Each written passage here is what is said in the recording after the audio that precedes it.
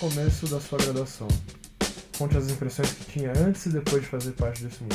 Se tinha alguma familiaridade com esse ambiente, por exemplo. Então, eu não tinha nenhuma familiaridade, né, com a USP, né, com a universidade, mas eu tenho ótimas memórias, assim, da graduação aqui da Letras, do curso de Letras. Eu cheguei a pegar James Brown na USP, show do James Brown na USP, mas isso foi antes mesmo de eu entrar na graduação. E eu fiz muitas amizades aqui, e eu lembro, assim, do antes e depois de eu entrar na USP, assim, que antes de eu entrar na USP, eu tinha facilidade de arrumar trabalho, assim, mas depois que eu entrei aqui, eu era muito bem tratada. A USP abre muitas portas, assim, no mercado de trabalho. Desde sempre você soube que queria ser professor? Ou, ainda, se dedicar a essa habilitação? Não. O primeiro emprego formal que eu tive foi no Senac, que era uma escola de línguas. Então lá eu convivia com professores do alemão, do inglês, do espanhol, do japonês. Então isso certamente me fez escolher o curso de letras, né? E eu nem tinha ideia do que eu ia escolher. E na minha época a gente escolhia habilitação já antes do vestibular. Você já tinha que optar pela língua que você ia fazer. E eu estudei em escola pública a vida inteira. E eu tinha muito medo de não entrar na USP, assim, simplesmente não passar no vestibular. E eu lembro, assim, que eu li a lista de línguas, né, possíveis que podia fazer. E aí meu marido que falou, eu já era casada bem jovem, e ele falou assim, Armênio, escolhe Armênio, que é uma língua muito antiga, uma das mais antigas do mundo, coloca Armênio. E eu coloquei Armênia, acabei entrando no Armênio na USP. E aí no mesmo ano eu entrei no Mackenzie também para cursar inglês. Cheguei aí a algumas aulas lá, mas acabei optando pelo Armênio na USP. Tem uma outra questão também. Em 95, que quando eu entrei aqui na graduação, era uma outra mentalidade, assim. Quando você escolhia um curso de graduação, não tinha uma mentalidade utilitária, assim, de o que eu vou fazer depois, que mercado de trabalho eu vou seguir, né? Não tinha isso. E era muito chique escolher armênio, francês, russo, né? Árabe. Então, naturalmente, seguir por esse caminho, a gente não ficava pensando muito o que a gente vai fazer depois, né? Pensava mais no curso de graduação em si, de fazer um curso bom. Sobre sua vida financeira. Você teve alguma dificuldade no começo da carreira? Precisou trabalhar à parte? Conte um pouco sobre esse começo até você conseguir se estabilizar financeiramente. Então, quando a gente é jovem, dificilmente a gente tem estabilidade financeira, né?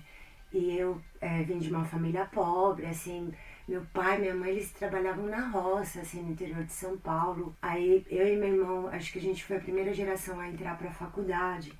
Então a gente tinha que trabalhar para se sustentar. A minha geração começava a trabalhar muito cedo, assim, eu lembro de tirar a carteira de trabalho com 16 anos, e aí meu pai foi me acompanhar, porque eu era menor de idade, né, então para tirar o documento. E a gente não tinha dificuldade de arrumar trabalho também. Então, desde cedo eu comecei a trabalhar. E a graduação eu consegui fazer toda trabalhando, assim, eu trabalhava em regime de meio período. Aí eu saía daqui, fazia graduação de manhã, saía daqui correndo para chegar no trabalho a tempo. E aí trabalhava de telefonista bilíngue, recepcionista bilíngue, né? Mas eu trabalhei durante todo o tempo na graduação. E eu só tive bolsa quando eu ingressei no mestrado, aí eu fui bolsista do Alfapes, mas na graduação sempre trabalhando. Existe algo que você ainda gostaria de realizar enquanto professor, pesquisador na sua área? Sim, então eu completei agora 15 anos de USP, mas eu espero fazer alguns trabalhinhos ainda, né? Eu tenho projetos de tradução literária do armênio para o português e já tem vários livros publicados que estão disponíveis no portal de livros abertos da USP para download gratuito. São os livros História dos Armênios, do Moisés Horenatsi, Poemas da tradição oral trovadoresca da literatura armênia, na Rapet Kuchak, Poesia armênia cristã, Grigor Narekatsi, Nerses Shenarhali e outros, e Poesia armênia moderna e contemporânea. Então são livros que podem ser baixados e eu espero continuar fazendo esse trabalho de tradução por conta da literatura armênia ainda ser muito pouco conhecida no mundo lusófono. justamente pela carência de traduções em língua portuguesa. Você tem algum conselho para quem deseja estudar em faculdades fora do Brasil? Eu recomendo, assim, fazer uma graduação aqui no Brasil. E se o aluno deseja estudar fora, deixar para fazer isso na pós-graduação. Eu tenho algumas alunas que fizeram matérias do armênio e fizeram pós-graduação no exterior. Eu tenho, por exemplo, uma ex-aluna minha que já fez 3 mestrados em Lyon, na França, em uma universidade de Lyon. Outra está no México. E vocês têm a oportunidade, né, depois da graduação, por exemplo, seguir na pós e fazer um pós-doutorado sanduíche que dá a oportunidade de você estudar um tempo numa universidade do exterior. E aí sempre lembrar, né, o pessoal que o diploma da USP, tanto da graduação quanto da pós, ele é aceito em várias universidades do mundo todo, né, em todas as universidades do mundo todo. Então, valorizar e começar pelo menos a graduação aqui no Brasil é o que eu recomendo, assim, para os alunos. E a gente, no curso de armênio, a gente também tem um convênio assinado com a Universidade Estatal de Yerevan, que fica lá na capital da Armênia. Mas até hoje ainda não foi nenhum aluno da Letras ainda estudar em Yerevan. Quem é a sua maior inspiração no universo da sua habilitação e por quê? Na habilitação do armênio, a minha maior inspiração com certeza foi a professora doutora Sandra Palomo, que ministrava aulas de língua armênia. Era a professora que alfabetizava os alunos que entravam, né, para o curso de armênio. E não tem quem não se encantasse com a aula da professora Sandra. Assim, ela tinha muito gosto em ensinar e isso acabava passando para a gente nas aulas. Assim, a aula dela era um deleite, era um prazer. E isso que fazia com que a gente tivesse um encanto em aprender a língua armênia, um alfabeto diferente, né? E ela continuou dando aulas aqui mesmo depois de aposentada, ainda por muitos anos. Ela formou várias turmas de cursos de extensão. Então muita gente, ao talvez ouvir esse depoimento, vai lembrar da professora Sandra. Com base no material que ela elaborou, material didático das aulas, né, a gente organizou um livro, eu e meu aluno, o Igor Galdino, que também está no portal de livros abertos da USP para download gratuito, que é um livro didático para iniciantes da língua armênia, a variedade ocidental. Se chama Introdução à Língua Armênia Ocidental, Alfabetização e Conversação Elementar. E, além da professora Sandra Palomo, eu também me sinto assim, na obrigação de citar a minha orientadora de mestrado, né, a professora Ângela Cecília de Souza Rodrigues, que também, assim, ela me guiou na pós-graduação, e o mesmo encanto que eu tive com as aulas da Sandra, depois eu tive com a Ângela, porque ela foi uma das primeiras, assim, a estudar o português popular falado da cidade de São Paulo, e era justamente um assunto que me interessava muito na época que eu estava dando aula para uns alunos da periferia, né, de comunidade. Então, calhou de encaixar exatamente com o que o meu objeto de interesse no momento, e foi ela que me guiou então para entrar no mestrado, e depois no doutorado ela também foi a minha orientadora. Como se dá a relação entre religião e o armênio na habilitação em questão? O povo armênio, ele se vê como o primeiro povo do mundo a aderir ao cristianismo como religião oficial de Estado no começo do século IV. Eles ainda citam a data do ano de 301, mas hoje a data mais aceita é 314. E aí, antes mesmo de Roma, né, declarar o cristianismo como religião oficial, os armênios já tinham declarado. Eles têm uma igreja própria, que é a Igreja Apostólica Armênia, que é uma igreja autônoma e que teria se originado a partir da pregação dos apóstolos de Cristo, Tadeu e Bartolomeu.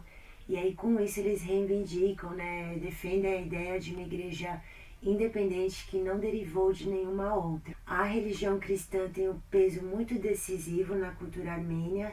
Ela faz parte da identidade cultural do povo armênio ser cristão, e foi a religião cristã que fez com que eles criassem um alfabeto próprio, né? Até o século V depois de Cristo, os armênios não tinham uma escrita própria, e foi a partir da adoção do cristianismo que motivou a criação do alfabeto, porque eles tinham que traduzir toda a literatura cristã para o armênio e não tinham como fazer isso sem uma escrita própria. Então foi a partir daí que se desenvolveu a escrita armênia. Então, justamente ao ter se criado o alfabeto, né, o objetivo maior era converter o povo armênio, que era pagão, à nova religião cristã.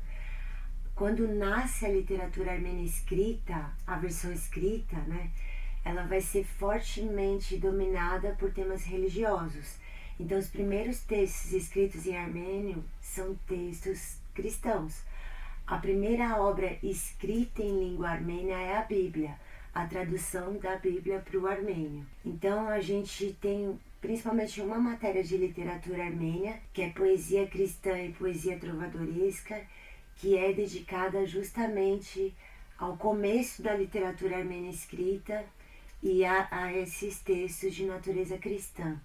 Os armênios têm muitas narrativas próprias com relação ao cristianismo, também pelo fato deles se declararem o primeiro povo cristão do mundo. O cristianismo, ele se pretende uma religião universal, não é uma religião étnica, né? Mas os armênios, eles têm um cristianismo próprio, entre aspas, né?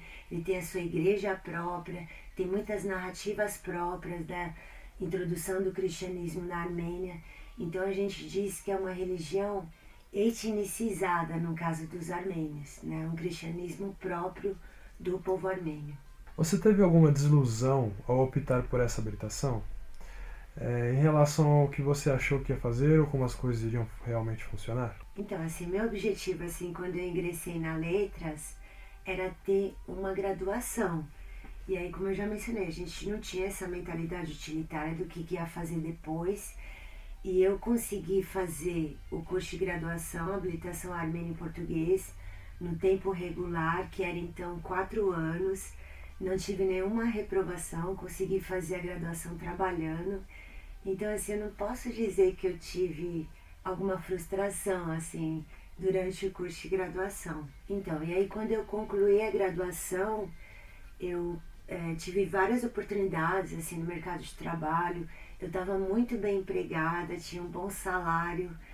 Depois eu larguei tudo novamente para voltar para a USP e fazer o mestrado. A habilitação é mais focada em tradução, pesquisa, lecionar ou o próprio idioma? Então, na habilitação, a gente leva o aluno a adquirir a variedade oriental do idioma armênio, que é a variedade falada na República da Armênia.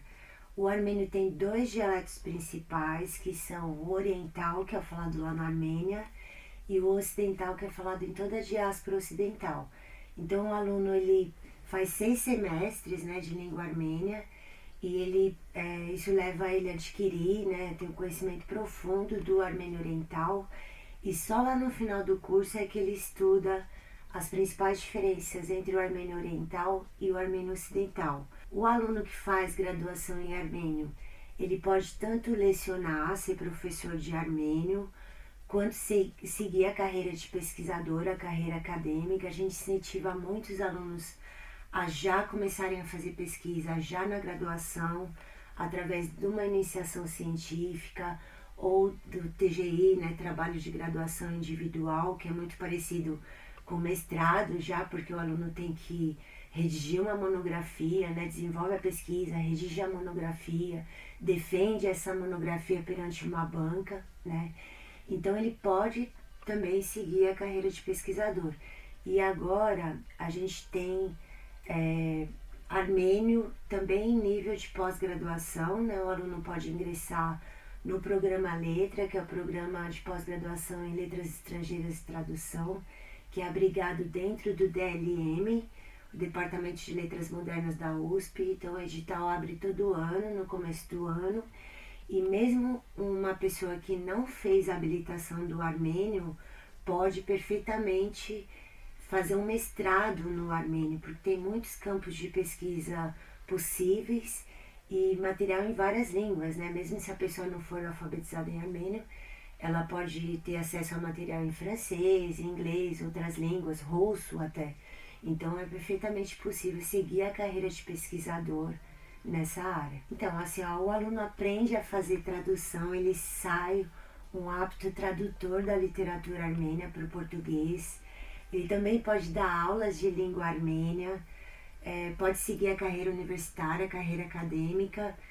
Eu acho, assim, com base na minha experiência, assim, no que eu tento passar para os alunos, que o curso é mais focado para a área de pesquisa, assim, para quem deseja seguir a carreira acadêmica e de pesquisador. E o mercado editorial da língua em questão? Tem demanda? O mercado editorial brasileiro, assim, ele é muito reduzido e voltado para o lucro, assim, então dificilmente ele vai se interessar em publicar uma obra da literatura armênia. Por isso mesmo, a gente publica as obras de tradução da literatura armênia, livros didáticos, através de editoras universitárias. Cite um ditado popular inesquecível da língua da sua habilitação. Então, tem um ditado popular muito conhecido em armênio que diz assim: Inchkam lezum kides, ainkam martes, que traduzindo literalmente é algo do tipo: quanto mais idiomas você sabe, mais humano você é, né? É um ditado muito poético, muito bonito e se refere justamente a esse encanto, né? Que é conhecer um novo idioma e através disso você vê o mundo com outras lentes. Por que estudar ou escolher a habilitação em armênio? Então, o armênio é uma língua indo-europeia, uma das mais antigas do mundo, falada desde 600 a.C. e uma língua ainda hoje utilizada, ainda viva, falada lá na República da Armênia. Aqui no curso de letras nós temos 6 semestres de língua armênia. O aluno, se ele se empenhar muito, assim, se ele estudar muito, ele sai falando armênio, tá? Eu acho que isso vale para todas as habilitações, desde que a pessoa realmente se empenhe, realmente estude. A gente aprende, como eu disse, a variedade oriental do idioma armênio, e só lá no final do curso é que a gente vê alguma coisa do armênio ocidental, que é o falado na diáspora do ocidente. Mas o curso de armênio não é só de língua, tá certo? Então a gente também tem as matérias de cultura.